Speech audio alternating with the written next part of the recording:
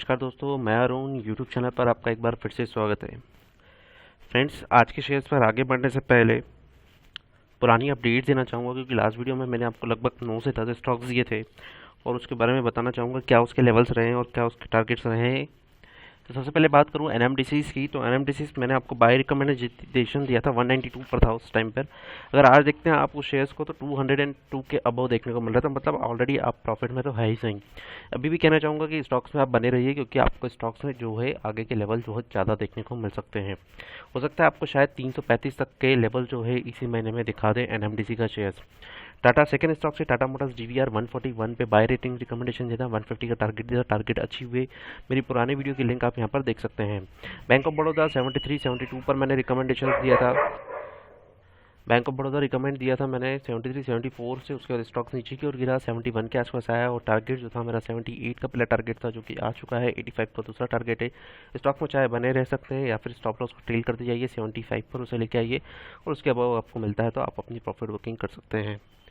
अब आते हैं आगे की ओर और आता है कैनरा बैंक। कैनरा बैंक मैंने वापस रिकमेंडेशन दिया था, 148-145 के आसपास वापस आया था स्टॉक्स। 155 के टारगेट थे स्टॉक में, आप अपनी पोजीशंस को इजीली क्रिएट कर सकते थे सीएमपी पर।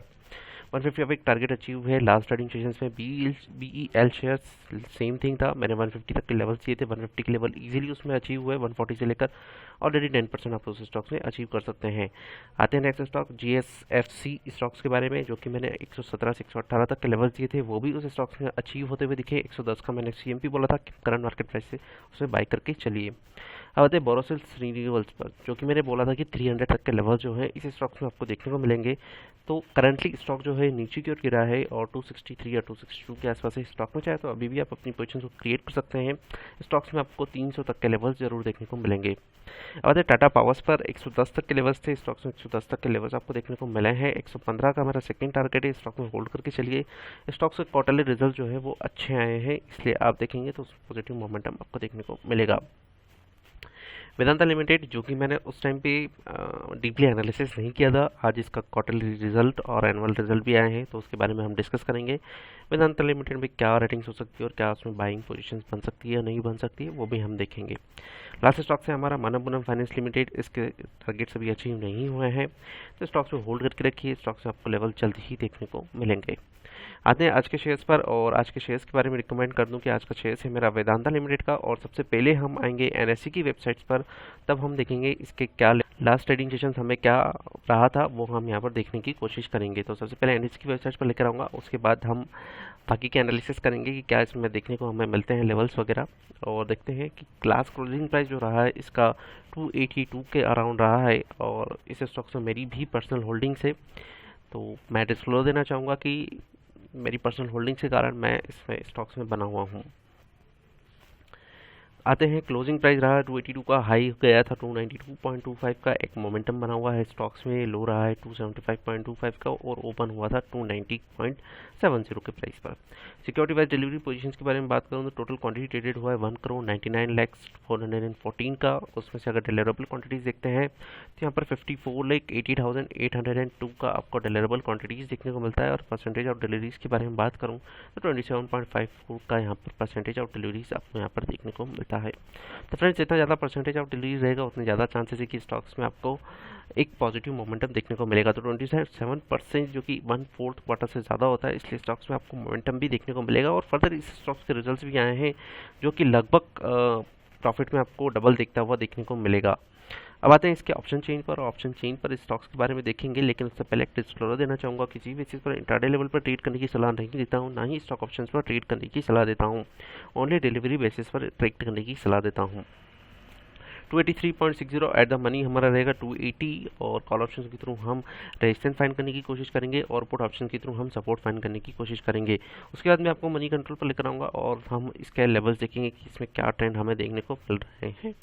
280 के प्राइस पर लेकर आऊँगा, 280 के प्राइस पर देखेंगे, मल्टीप्लाई बाय आप क्वांटिटीज़ कर लीजिएगा क्योंकि हमारे पास इन लॉट्स में अवेलेबल है।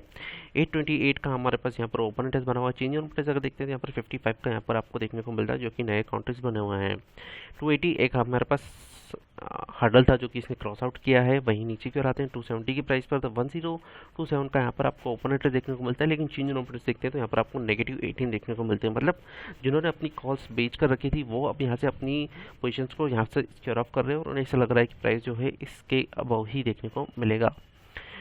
अब आते हैं ऊपर की ओर और यहाँ पर आप देखते हैं 290 के प्राइस पर, जहाँ पर इसने स्टॉक्स ने एक रेजिस्टेंस है और स्ट्रांगली रेजिस्टेंस है। इस रेजिस्टेंस को होल्ड नहीं कर पाया और स्टॉक से वापस अपना रिवर्सल यहाँ से लिया है। तो यहाँ पर देखते हैं 1187 का ओपन इंटरेस्ट बना हुआ। चेंज इन ओपन इंटरेस्ट अगर आप देखते हैं 220 के आपको चेंज इन ओपन इंटरेस्ट देखने को मिलते हैं। अब बात करेंगे हाईएस्ट ओपन इंटरेस्ट के बारे में, तो हाईएस्ट ओपन इंटरेस्ट आपको देखने को मिल रहा है 300 के प्राइस पर। एक स्ट्रॉन्ग हर्डल है, अगर स्टॉक्स इस प्राइस को अगर क्रॉस आउट करता है तो फर्दर आपको इसमें अच्छा खासा मोमेंटम देखने को मिलेगा। 2857 का ओपन इंटरेस्ट बना हुआ है। चेंज इन ओपन इंटरेस्ट के बारे में बात करूँ तो नए कॉन्ट्रैक्ट जुड़े हैं 682 के। ये हमारे लिए एक पॉजिटिव न्यूज़ है कि लोगों को ये लग रहा है कि 300 तक के प्राइस जो है इस स्टॉक्स में आपको देखने को मिल सकते हैं, क्योंकि हाईएस्ट ओपन इंटरेस्ट यहीं पर बना हुआ है। फर्दर इस प्राइस को अगर सस्टेन कर जाता है तो स्टॉक्स आपको कितना मोमेंटम दिखा देगा। इंट्राडे लेवल पर बात करूं तो 310 तक के लेवल जो है इस स्टॉक्स में आपको इजीली देखने को मिल सकते हैं, जो कि ओपन इंटरेस्ट है 1065 का और चेंज इन इंटरेस्ट अगर आप देखते हैं तो 259 के यहाँ पर आपको देखने को मिलते हैं। तो ओपन ऑप्शन चेन के हिसाब से अगर मैं बात करूं तो कॉल ऑप्शंस पर आपको एक स्ट्रांगली रेजिस्टेंस आपको देखने को मिल रहा है 300 के प्राइस पर, और वंस 300 के प्राइस को अगर ये सस्टेन कर जाता है तो 310 से 312 तक के लेवल जो है स्टॉक्स इजीली आपको दिखा देगा। आते हैं पुट ऑप्शंस पर, और पुट ऑप्शन से देखेंगे स्टॉक्स अगर नीचे की ओर गिरता है तो आपको कहां पर सपोर्ट देगा। तो सबसे पहले 280 की प्राइस पर लेकर आऊँगा। यहाँ पर आप देखते हैं 564 का ओपन इंटरेस्ट बना हुआ। चेंज इन इंटरेस्ट अगर आप देखते हैं तो यहाँ पर आपको 73 तक के चेंज इन ओपन इंटरेस्ट देखने को मिलते हैं। सपोर्ट मिला हुआ है हमें 280 की प्राइस पर। वंस अगर 280 की प्राइस को अगर ये सस्टेन नहीं कर पाता है तो नीचे की लेवल पर अगर आप देखते हैं तो 270 तक के लेवल जो है आपको सेम डे पर दिखा सकता है। 908 का ओपन इंटरेस्ट बना हुआ। चेंज इन इंटरेस्ट अगर आप देखते हैं तो 55 के यहाँ पर आपको देखने को मिलते हैं, जो कि हाईएस्ट ओपन इंटरेस्ट है पुट ऑप्शन पर 270 का। तो 270 हमारे लिए एक स्ट्रांगली सपोर्ट हो गया और एसएल हो गया है, तो यहाँ पर आप अपना चाहे तो एसएल मेंटेन करके चल सकते हैं। अदरवाइज अगर लॉन्ग टर्म्स के हिसाब से स्टॉक्स को आप ले रहे हैं या शॉर्ट टर्म्स के हिसाब से ले रहे हैं तो एसएल को मेंटेन ना करिए, क्योंकि स्टॉक्स 300 से 310 के लेवल जो है आपको इसलिए दिखाएगा। ऊपर की ओर आते हैं, अगर स्टॉक सस्टेन करता है तो आपको कहाँ पर सपोर्ट देखने को मिलेगा। तो 290 का प्राइस है, जहाँ पर आप देखते हैं 500 का ओपन इंटरेस्ट बना हुआ। चेंज इन इंटरेस्ट देखते हैं यहाँ पर आपको 60 के यहाँ पर आपको देखने को मिलते हैं। यहाँ पर भी हमें एक सपोर्ट देखने को मिलेगा, क्योंकि 290 की प्राइस पर आपको और ऑप्शन लेन पर और डेटा बिल्डअप होता हुआ आपको देखने को मिलेगा। कंसोलिडेट करूं और ओवरऑल इसके बारे में मैं आपसे डिस्कस करूं तो 270 का अगर आप शॉर्ट टर्म्स के हिसाब से वीकली बेसिस पर लेकर चलते हैं तो 270 का स्टॉप लॉस लेकर चल सकते हैं, या फिर यहाँ पर 270 के प्राइस पर आपको एवरेजिंग करना चाहिए, ये मेरा पर्पस है। और टारगेट्स की बात करूँ तो 300 से 310 ये मेरा सेकंड टारगेट्स रहेगा। और उसके बाद अगर अब हम आते हैं टिकट स्ट्रेस पर, जहाँ पर हम देखेंगे स्टॉक से हमें कितना रिटर्न्स दिया है और इसके फोरकास्ट के बारे में बात करेंगे। उसके बाद में इसके रिजल्ट्स के बारे में डिस्कस करूंगा कि इसके रिजल्ट्स कैसे रहे हैं। डेली बेसिस पर आते हैं, तो डेली बेसिस पर स्टॉक से देखते हैं तो आपको कोई रिटर्न्स प्रोवाइड नहीं किया है, लेकिन वीकली बेसिस पर आते हैं तो 5.07% का पॉजिटिव रिटर्न दिया है इस स्टॉक्स ने। तो लगातार 2 से 3 सेशंस में स्टॉक्स ने पॉजिटिव मोमेंटम दिया है, तो थोड़ा बहुत तो गिरावट देखने को आपको जरूर मिलेगा। मंथली बेसिस पर आते हैं तो 31.61% का, तो एफडी से ज़्यादा ही रिटर्न आपको देखने को मिला है। ईयरली बेसिस पर स्टॉक्स को रिकमेंड नहीं करूँगा, इसलिए ईयरली बेसिस पर हम रिटर्न देखेंगे भी नहीं। आते हैं करंट प्राइस के बारे में बात करूँ तो करंट प्राइस जो चल रहा है इंट्रेंसिक वैल्यू से कम चल रहा है, तो स्टॉक्स में आप अपनी पोजीशंस को इजीली क्रिएट कर सकते हैं, क्योंकि स्टॉक्स ओवरबॉट पोजीशंस पर नहीं है। स्टॉक्स पर डिविडेंड भी इतना अच्छा खासा नहीं है, लेकिन स्टॉक डिविडेंड जरूर प्रोवाइड करता है। मार्केट कैपिटलाइजेशन के बारे में बात करूं तो स्टॉक्स का मार्केट कैप है 1,04,827 करोड़ का, और स्टॉक्स की अगर रैंक देखते हैं तो आपको 42 रैंक आपको यहाँ पर देखने को मिलती है। और रिस्क के बारे में बात करूं तो स्टॉक्स में आपको रिस्क जो देखने को मिलती है 2.41x as volatile as Nifty के कंपैरिजन के बेसिस पर, तो स्टॉक्स में अच्छा खासा आपको वॉलेटिलिटी देखने को मिलता है। आगे की ओर आते हैं इसके फोरकास्ट के बारे में डिस्कस करते हैं कि यहाँ पर कितना एनालिस्ट की रिपोर्ट्स अवेलेबल है और उसमें से कितना एनालिस्ट स्टॉक्स को बाय रेटिंग्स रिकमेंडेशन दे रहे हैं। 16 एनालिस्ट की रिपोर्ट्स हमारे पास अवेलेबल है, और 16 में से 56% का ये मानना है कि स्टॉक्स में आप अपनी पोजीशंस को क्रिएट कर सकते हैं। इसका मतलब है क्लियरली कि 9 एनालिस्ट स्टॉक्स को 9 से 10 एनालिस्ट स्टॉक्स को हमें बाय रेटिंग्स रिकमेंडेशन दे रहे हैं। अब करते हैं कंपैरिजन पी रेशो से और इसके वैल्यूएशन से, और वॉलेटिलिटीज के बारे में डिस्कस करेंगे क्या इसके रहते हैं as compare to other industries. Vedanta limited के बारे में बात करूं तो पी रेशियो यहाँ पर आप देखते हैं नेगेटिव देखने को मिलता है 15.75 का, और price to book value ratio देखते हैं तो बहुत सस्ते लेवल पर आपको देखने को मिल रहा है 1.46।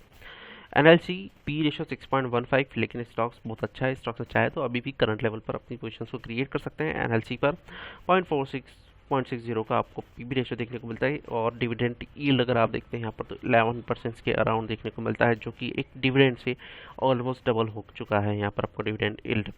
मिश्रित Dhatu Nigam limited 23.73, highly volatile stocks, और ऊपर की ओर जाने वाला और थोड़ा महंगा स्टॉक से Mishra Dhatu Nigam limited 3.92 price to book value ratio के हिसाब से। और लास्ट है Ashapura Minechem limited 3.66 PB ratio देखते हैं तो 4.10 के अराउंड आपको देखने को मिलता है। कंपैरिजन करें तो वेदांता लिमिटेड पी रेशियो कम है, लेकिन इस बार का प्रॉफिट जो है वो बहुत अच्छा है, इसलिए स्टॉक्स आप अपनी पोजीशंस को क्रिएट कर सकते हैं।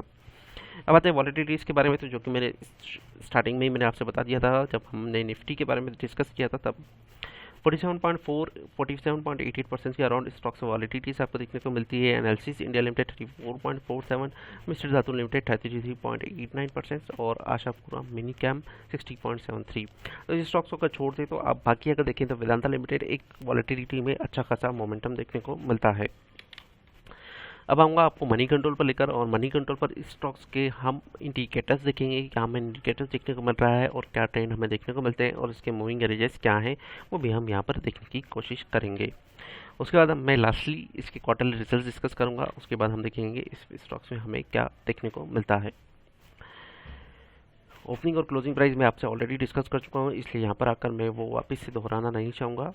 और फ्रेंड्स, अगर वीडियो अच्छा लगे तो लाइक और सब्सक्राइब ज़रूर कर दीजिएगा, क्योंकि मेहनत लगती है वीडियो बनाने में, इसलिए। तो फ्रेंड्स, टेक्निकल रेटिंग्स पर आते हैं, और यहाँ पर अगर डेली बेसिस पर देखते हैं तो यहाँ पर आपको देखने को मिलता है स्ट्रॉन्ग बाय पोजीशन देखने को मिलता है। वहीं वीकली बेसिस पर आते हैं तो यहाँ पर भी आपको स्ट्रॉन्ग बाय पोजीशन ही देखने को मिलता है। मंथली बेसिस पर आएंगे तो मंथली बेसिस पर भी स्ट्रॉन्ग बाय पोजीशन ही देखने को मिलता है। ओवरऑल कंसोलिडेट करूँ तो स्टॉक्स में आपको एक पॉजिटिव मोमेंटम है और एक बाय पोजीशन ही क्रिएट देखने को मिल रहा है। मूविंग एवरेजेस के बारे में बात करूँ तो सिंपल मूविंग एवरेजेस है 5 डेज का मूविंग एवरेज 283.29, 10 डेज का मूविंग एवरेज 270, जहाँ पर मैंने आपसे कहा है कि अपनी एवरेजिंग करके चल सकते हैं। 20 डेज का मूविंग एवरेज के बारे में बात करूँ तो 250.81, और उसके अब हो जाएंगे तो स्टॉक्स बहुत नीचे की ओर आपको देखने को मिलेगा। अब आते हैं इसके क्वार्टरली रिजल्ट्स के बारे में डिस्कस करूंगा, क्या इसके रिजल्ट्स रहे हैं, उसके क्या प्रॉफिट रहे हैं। स्टॉक्स को थोड़ा जूम करेंगे, उसके बाद हम देखेंगे क्या हमें मोमेंटम है, ताकि आपको इजीली विजिबल हो पाए। स्टैंड अलोन या फिर total consolidated statement, audited statement result के बारे में बात कर रहा हूँ। यहाँ पर दिसंबर के बारे में बात करूँ, लास्ट क्वार्टर के बारे में 22,498 का आपको रेवेन्यू फ्रॉम ऑपरेशन देखने को मिला था। 5,000 का इंक्रीमेंट देखने को मिला है। 27,874 का यहाँ पर आपको रेवेन्यू में इंक्रीज देखने को मिला है। अदर ऑपरेटिंग इनकम के बारे में बात करूँ तो लास्ट क्वार्टर में हमारा था 237, और इस बार अगर आप देखते हैं 332 का यहाँ पर आपको देखने को मिलता है। टोटल इनकम्स के बारे में बात करें तो टोटल इनकम यहाँ पर आपका था 23,621 लास्ट क्वार्टर्स में, जो कि यहाँ पर आप देखते हैं तो ऑलमोस्ट 29,065 का यहाँ पर आपको देखने को मिलता है। 6,000 के अराउंड जो है यहाँ पर आपको इंक्रीमेंट देखने को मिलता है। लेकिन अब इस 6,000 का हमें बेनिफिट कहाँ पर हुआ है वो हम देखेंगे रेवेन्यू फ्रॉम एक्सपेंसेस से। क्या हमारा एक्सपेंसेस में इंक्रीज़ हुआ या डिक्रीज़ हुआ है वो भी हम यहाँ पर देखेंगे, और प्रॉफिटेबिलिटी पे हमारे क्या इम्पैक्ट पड़ा है। लास्ट क्वार्टर्स में हमारे थे expenses cost of material consume 5,752 का, जो कि इस बार इंक्रीज़ होकर 2,000 के अराउंड इंक्रीज़ हुआ है तो 7,331, जिसके कारण हमारा प्रॉफिट पे इम्पैक्ट ज़रूर पड़ेगा।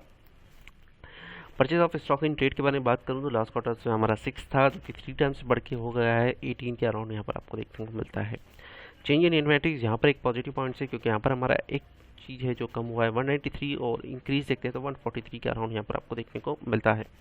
रुपीज़ इन करोड्स में है तो फ्रेंड्स रुपीज़ इन करोड्स मैं आपको बार बार नहीं बोलूँगा। पावर एंड फ्यूल चार्जेस के बारे में बात करूँ, लास्ट ईयर हमारा था 3,199 का, इस बार देखते हैं तो इंक्रीमेंट होकर आपको 8,800 के अराउंड यहाँ पर आपको देखने को मिलता है इंक्रीमेंट। एम्प्लॉय बेनिफिट एक्सपेंसेस 897 का लास्ट क्वार्टर में था, और जो कि इस बार डिक्रीज होकर 8,709 के अराउंड यहाँ पर आपको देखने को मिला है। ऑलमोस्ट 200 के अराउंड यहाँ पर आपको एक बेनिफिट देखने को मिलता है। तो अभी तक अगर बात करें तो कॉस्ट ऑफ मटेरियल कंज्यूम में हमारी एक कॉस्ट बढ़ी है, purchase of stock in trade में हमारी एक कॉस्ट बढ़ी है। थर्डली अगर देखें तो पावर एंड फ्यूल चार्जेस में हमारी कॉस्ट बढ़ी है, और सेविंग्स के बारे में बात करूँ तो स्टॉक चेंज इन इन्वेंट्रीज में हमारा एक सेविंग हुआ है। एम्प्लॉय बेनिफिट एक्सपेंसेस में हमारा चेंज हुआ है, और अगर फाइनेंस कॉस्ट के बारे में बात करें तो लास्ट क्वार्टर में था 1,321, जो कि नॉमिनल है 1,325, सेम बेसिस पर आपको देखने को मिलता है। डेप्रिसिएशन और अमोर्टाइजेशन के बारे में बात करूँ तो लास्ट क्वार्टर में था 1,912 का, और इस बार अगर आप देखते हैं तो प्रोविजनिंग के कारण स्टॉक में डेप्रिसिएशन जरूर बढ़ेगा, इसलिए आपको इंक्रीमेंट देखने को मिलता है। अदर एक्सपेंसेस भी यहाँ पर आपको 2000 के अराउंड जो है यहाँ पर आपको इंक्रीमेंट देखने को मिलता है। टोटल एक्सपेंसेस 22,549 का, और लास्ट क्वार्टर में अगर देखते हैं तो 18,211 का। 6,000 का हमारा बेनिफिट हुआ, 2,000 का यहाँ पर आप देखते हैं तो 4,000 का एक्सपेंसेस इंक्रीमेंट हुआ, 2,000 का नेट बेनिफिट आपको यहाँ पर देखने को मिलता है।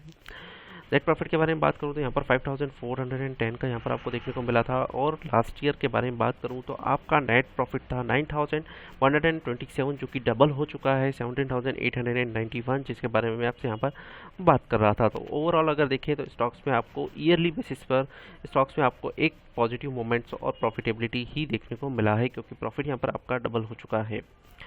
अब आते हैं टोटल P&L के बाद में, और पीबीटी के बारे में बात करूं तो 5,743 का आपको यहाँ पर प्रॉफिट देखने को मिला है। लास्ट क्वार्टर में अगर आप देखते हैं तो 5,410 का, जो कि लास्ट ईयर से कंपैरिजन करूं तो 8,259 का जहाँ पर लॉस था, वहाँ पर इस बार अगर आप देखते हैं तो यहाँ पर आपको 17,233 के प्रॉफिट देखने को मिलते हैं। तो ऑलमोस्ट यहाँ पर आप देखते हैं तो यहाँ पर आपको प्रॉफिट जो है डबल लेवल पर देखने को मिलता है।